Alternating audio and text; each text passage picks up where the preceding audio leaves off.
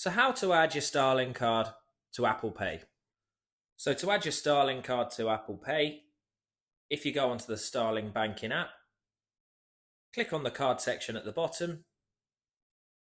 It will then open you up to this page here. And to add your card to Apple Pay, you just want to say Add to Apple Wallet right here. Then once you've done that, you'll be pulled through to this page here.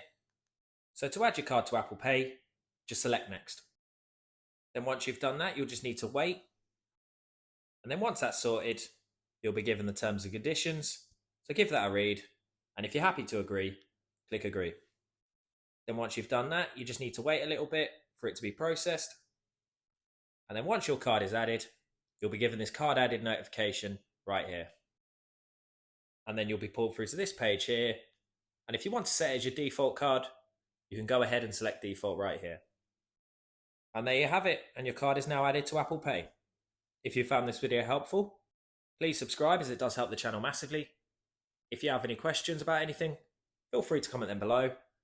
And thanks again for watching.